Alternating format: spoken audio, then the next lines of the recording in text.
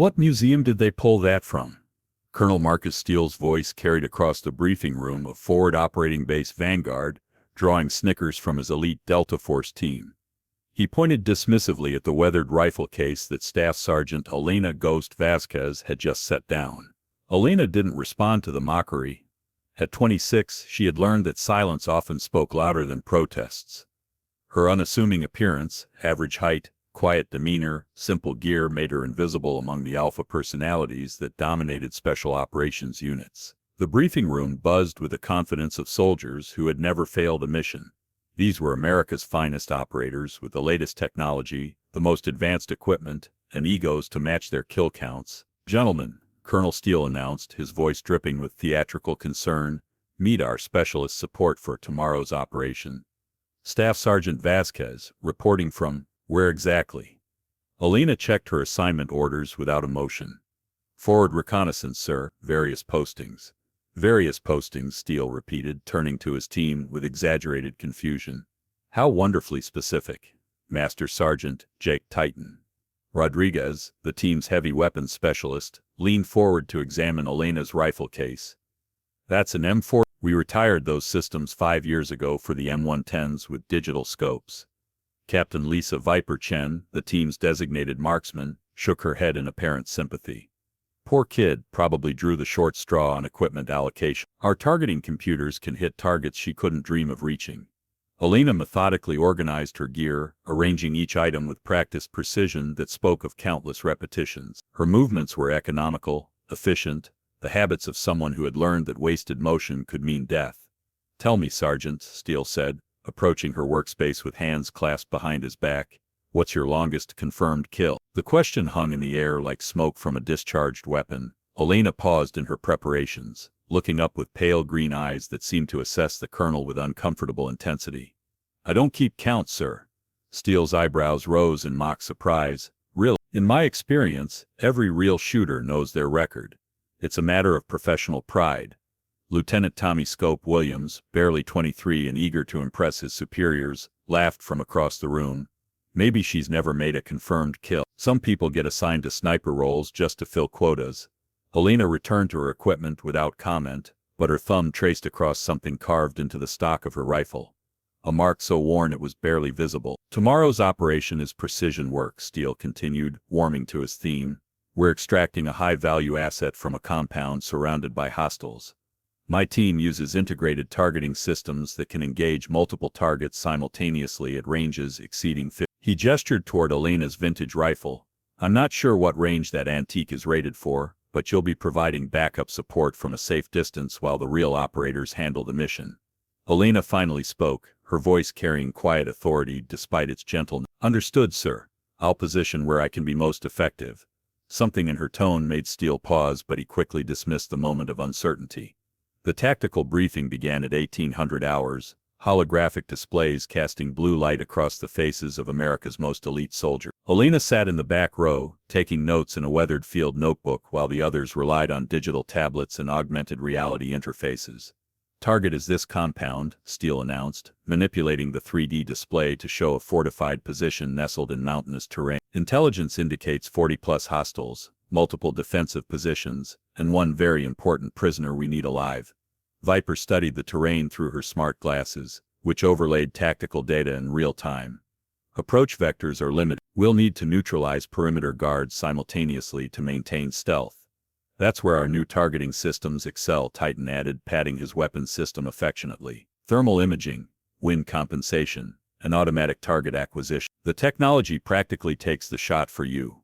From the back of the room, Elena made a notation in her notebook, something about wind patterns that her paper maps revealed but the digital displays missed.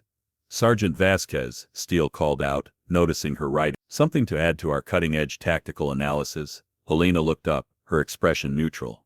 "The prevailing winds in that valley shift dramatically at altitude. Digital systems sometimes struggle with the microclimates." Williams snorted. "Our targeting computers account for all atmospheric variables in real time. We don't need to guess about wind patterns like it's World War II. What's your recommendation, Sergeant?" Captain Chen asked with barely concealed condescension. "Should we consult the old Farmer's Almanac for weather predictions?" Elena returned to her notebook. "Just an observation, ma'am." Steele continued the briefing, assigning positions with military precision. Rodriguez takes the primary overwatch position at 1. Chen provides secondary coverage from the eastern approach. Williams handles close quarters backup. He gestured dismissively toward Elena. Vasquez will establish a tertiary position at maximum safe distance. Consider her our insurance policy if everything else fails. The team exchanged knowing looks. Being assigned as insurance was military speak for stay out of the way while real soldiers work. Questions? Steele asked, scanning his team. Elena raised her hand. Sir, request permission to conduct advance reconnaissance of the target area. Negative. We have satellite intelligence and drone surveillance. Your vintage equipment won't add anything our systems haven't already identified. Understood, sir. As the briefing concluded, Elena gathered her materials while the others discussed final preparation. Their conversation centered on battery life, system diagnostics, and backup communication protocols, the concerns of warriors who had learned to trust technology over instinct.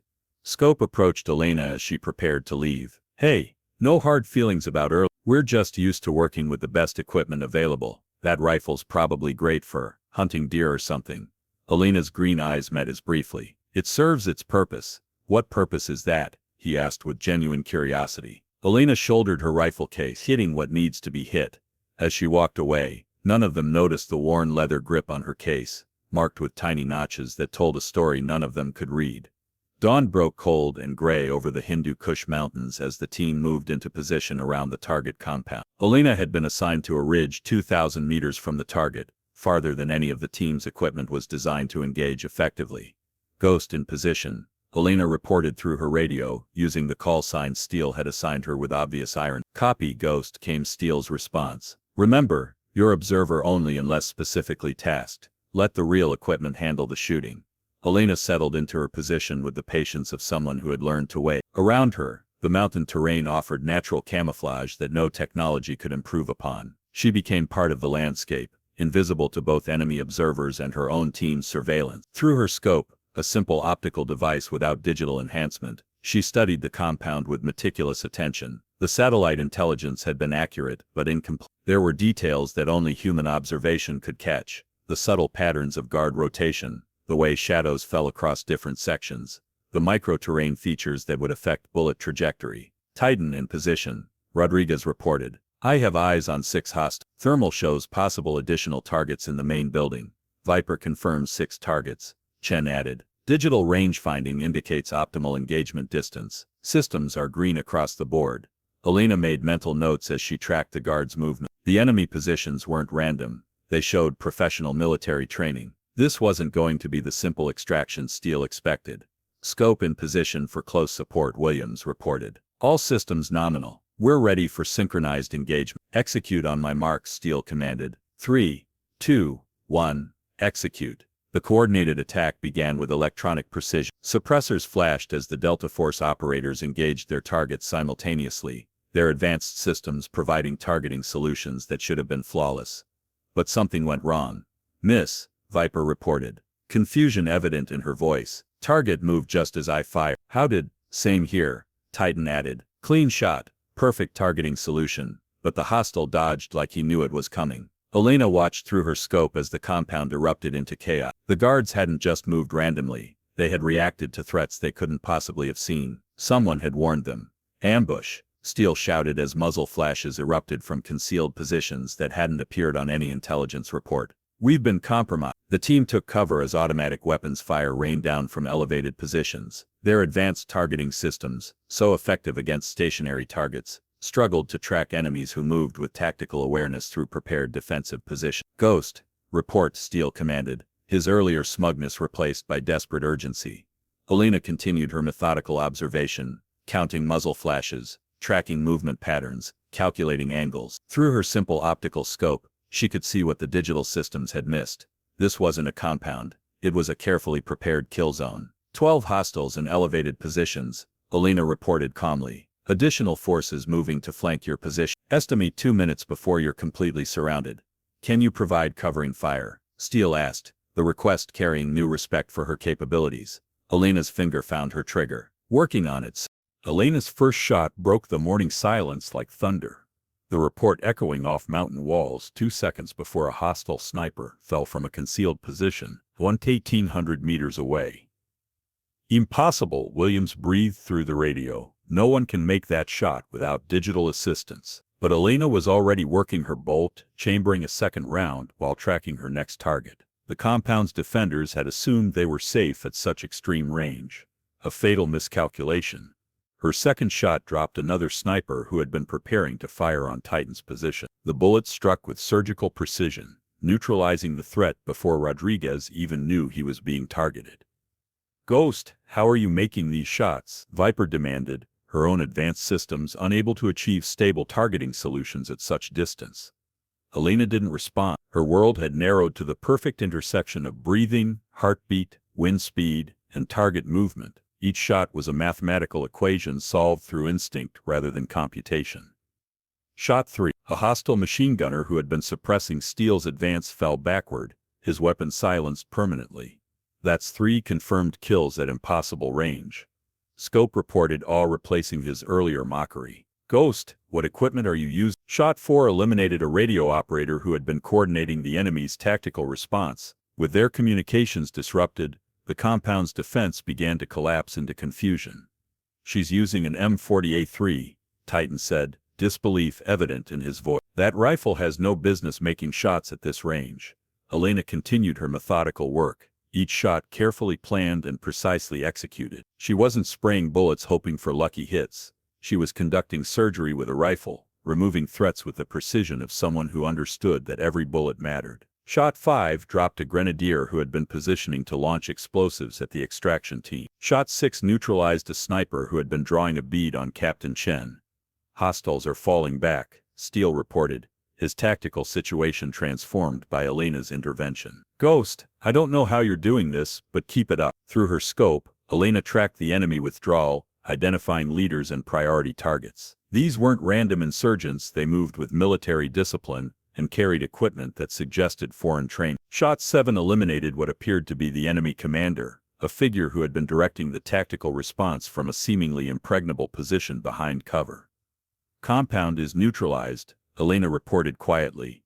"You have a clear approach to the target build." The silence that followed was profound. 7 shots, 7 confirmed kills, all at ranges that should have been impossible with the equipment she carried. "Ghost," Steele's voice carried new respect. "What's your actual background?" "That's not normal marksmanship." Elena began packing her equipment with the same methodical precision she used for everything else. "Just doing my job, sir." But as she secured her rifle case, Williams noticed something that made him grab his binoculars for a closer look. "Colonel," he said slowly, "you need to see the marking on her rifle stock." Williams adjusted his binoculars, focusing on Elena's position with growing disbelief. "Sir, there's a mark carved into her rifle stock. It looks like crosshairs with a star." The radio went silent. Even the ambient noise of military equipment seemed to fade as the implications of Williams's observation settled over the team. Colonel Steele's voice, when it came, was barely above a whisper. "Repeat that description, Scope." "Crosshairs with a star in the center, sir." "Etched into the wood like it's been there for years." Captain Chen's breath caught audibly over the radio. "That's the Phantom program mark, but that program was classified beyond our clearance level." Elena continued packing her equipment, apparently unaware that her identity had been discovered. But her movements had taken on a different quality, less hurried, more deliberate, as if she no longer needed to maintain the pretense of being support personnel. "The Phantom program was a myth," Rodriguez said, but his voice carried no conviction. 7 snipers trained to operate without technological support, impossible shots under impossible conditions. "Not a myth," Steele replied grimly. "I've seen classified briefing. The program existed, but all records were sealed. Participants were reassigned to positions where their skills wouldn't be officially acknowledged." Williams lowered his binoculars with shaking hands. "Are you saying Ghost is a phantom?" Before anyone could respond, Elena's voice came through the radio with calm authority. "Colonel Steele, you have approximately 30 seconds before additional hostile forces arrive from the northern approach. I recommend immediate extraction with the package." "How do you know about additional forces?" Steele demanded. "Because I've been tracking their movement for the past 10 minutes. Estimated force strength, 12 personnel and 2 vehicles, armed with RPGs and heavy machine guns." As if summoned by her words, the sound of approaching vehicles echoed across the mountain valley. Elena had somehow detected threats that none of their electronic surveillance had identified. "Ghost," Steele said, his command voice taking on new respect. "What are your orders?" The question acknowledged what everyone now understood. Elena wasn't support personnel following orders. She was something else entirely. "Extract the package and move to Rally Point Charlie." Elena responded. "I'll provide overwatch for your withdrawal." "What about you?" "I'll be fine. This isn't my first operation." Through his binoculars, Williams watched Elena settle back into shooting position with fluid grace. Her rifle, which had seemed antique and inadequate hours earlier, now appeared to be exactly what it was, a precision instrument, in the hands of someone who had transcended the need for technological assistance. "Is it true?" Viper asked quietly. "Are you really a phantom?" Elena's response came after a long pause, during which another shot rang out, apparently eliminating a threat none of them had even detected. "The Phantom program produced 7 operatives," she said simply. "I'm what became of number 6. As the team began their extraction, each member processed this revelation differently. They had spent years trusting technology over instinct, systems over skill. Now they had witnessed what was possible when someone operated beyond those limitations. "Ghost," Steele said, as they prepared to move. "After extraction, we need to talk."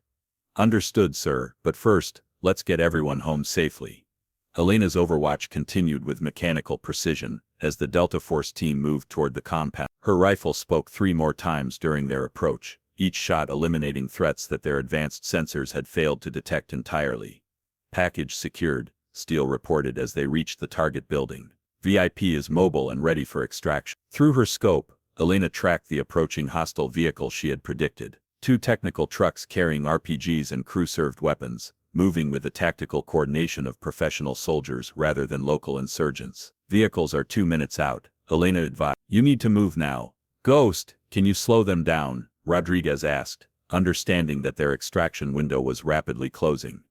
Elena adjusted her position slightly, accounting for the increased range and moving target. The first vehicle was leading by approximately 50 meters, its gunner already preparing to engage the extraction team. Her shot struck the lead vehicle's engine block, disabling it instantly, and forcing the following truck to brake hard to avoid collision. The precision was surgical, neutralizing the threat without causing casualties that might escalate the situation beyond mission parameters.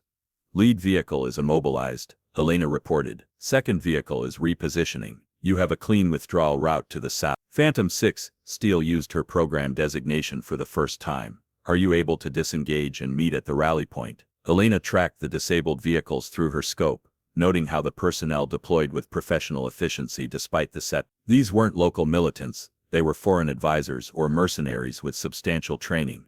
"Negative on immediate withdrawal," Elena replied. "These hostiles are too well trained to leave unobserved. I'll maintain overwatch until you're clear, then follow." As the extraction team moved through the valley below, Elena provided invisible protection, her rifle eliminating threats before they could fully develop. A sniper attempting to establish overwatch position, a machine gun team setting up in an ambush position, a mortar crew preparing to bracket the extraction route. Each shot was deliberate, necessary, and executed with the kind of precision that transformed warfare from chaos into calculated violence. "How many hostiles are you tracking?" Williams asked, his respect for Elena's capabilities growing with each engagement. "Enough," Elena replied simply, chambering another round. Her final shot of the engagement dropped a hostile forward observer, who had been directing fire missions from a concealed position. With their coordination disrupted, the enemy force lost its tactical cohesion and fell back to defensive positions. "Area is clear," Elena reported. "Extraction team has clean egress to rally point." As she began her own withdrawal, Elena moved with the same methodical precision that characterized everything she did, but now her movements carried an additional quality, the fluid grace of someone who had operated alone in hostile territory so often that isolation had become natural. "Phantom 6, what's your estimated time to rally point?" Steele asked. Elena shouldered her rifle case and began picking her way down the mountainside through routes that no map would show. 20 minutes, sir. Phantom protocols require alternative extraction routes." The myth was becoming reality, and none of them would ever look at vintage equipment the same way again. The rally point was an abandoned structure overlooking the valley, offering tactical advantages that Elena had identified during her initial reconnaissance. When she arrived, the Delta Force team was already securing the area, but their body language had changed completely from the morning's briefing.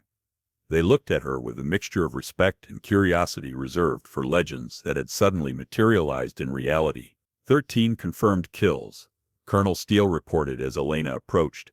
all at ranges exceeding our equipment's effective capability, using a rifle that our armory would classify as obsolete. Elena set down her case with the same quiet efficiency she brought to everything else. Mission parameters were achieved, sir.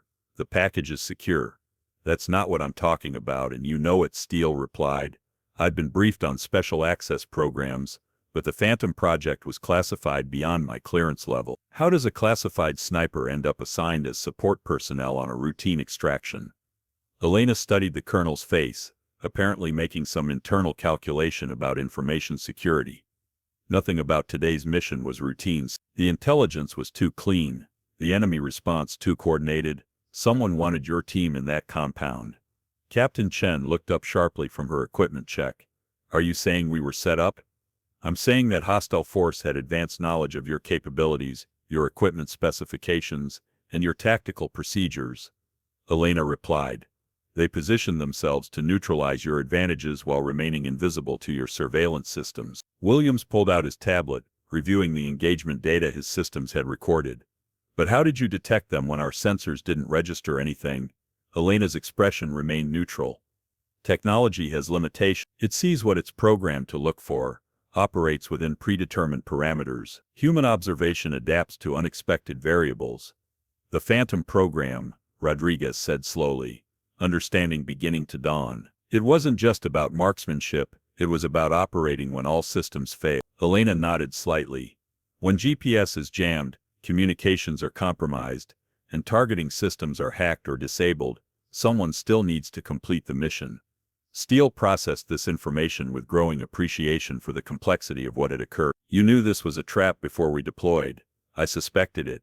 The mission profile had indicators of compromise, but intelligence couldn't identify the specific threat. That's why a Phantom was assigned.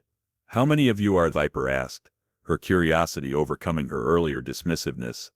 Elena's answer was careful, measured, enough to handle situations that conventional forces can't address. The debriefing continued as Elena provided tactical analysis that revealed the full scope of the hostile operation. Her observations, made without technological assistance, had identified details that their sensors had completely missed.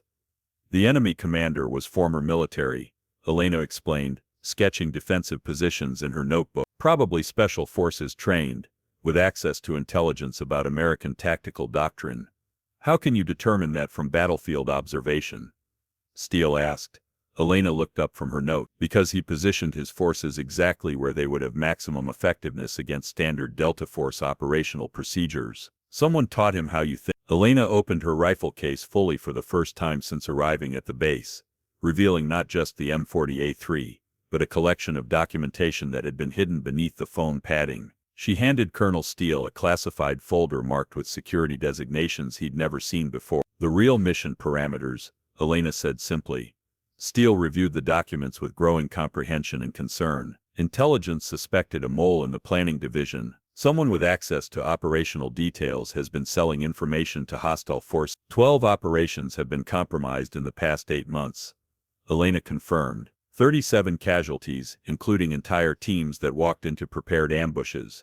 Your team was selected as bait to identify the leak. Captain Chen felt her blood run cold. We were expendable. You were protected, Elena corrected. Phantom oversight ensured the mission would succeed regardless of hostile preparation. But yes, your team was chosen specifically because the mole had access to your operational plan. Williams looked up from the classified documents with dawning horror. They knew about our equipment specifications, our tactical procedures, our communication protocols. Everything. Which is why traditional approaches would have failed, Elena explained. The enemy was prepared for everything except methods they couldn't anticipate or counter. Rodriguez studied Elena with new understanding. The vintage rifle, the lack of technology dependence. It wasn't about preference, it was about unpredictability. Elena nodded. Hostile forces can develop countermeasures for known systems. They can't prepare for capabilities that don't officially exist. How long have you been tracking this investigation? Steele asked, reviewing intelligence reports that painted a picture of systematic betrayal within military planning divisions. 18 months. The Phantom program was reactivated specifically to address security breaches that conventional counterintelligence couldn't resolve. Elena pulled out her weathered notebook, revealing detailed observations that went far beyond the current mission. Names, dates, operational patterns, evidence of an investigation that had been ongoing far longer than anyone realized. The mole isn't just selling information, Elena continued. They're actively directing hostile forces to maximize American casualties. This goes beyond simple espionage into active collaboration with enemy forces. Viper examined Elena's documentation with professional appreciation. You've been conducting a parallel investigation using methods that can't be detected or compromised. Human intelligence gathering, Elena confirmed. Observation, analysis, and deduction that doesn't rely on systems that can be monitored or hacked. Steele closed the classified folder, understanding the full scope of what had transpired. Our mission was cover for your real objective. Partially, the extraction was legitimate, but it also provided an opportunity to observe how classified information was being used against American forces. And your conclusion? Rodriguez asked. Elena's expression remained neutral, but her voice carried deadly certainty. The leak is at the operational planning level, with access to real-time intelligence and the authority to modify mission parameters. Someone you trust completely is selling your lives to the enemy.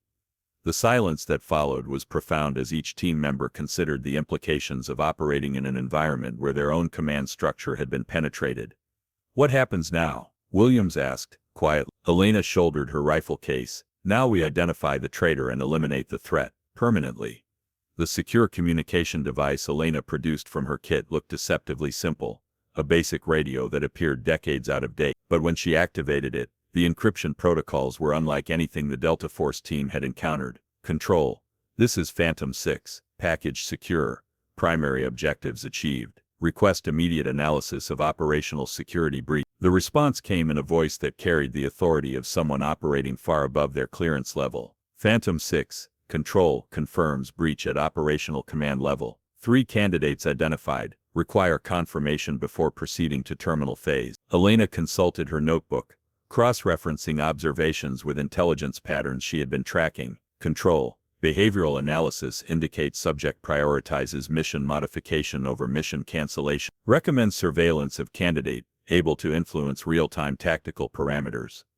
Copy. Phantom 6. Candidate designation Lieutenant Colonel Sarah Matthews, Operations Planning Division, confirms surveillance authorization. Colonel Steele felt his world shift as he recognized the name. Matthews had been his direct contact for operational planning, the officer who had provided intelligence briefings and tactical recommendations for dozens of missions. Matthews? Steele said, disbelief evident in his voice. She's been my operations coordinator for 2 years. Impeccable record. Outstanding security clearance reviews.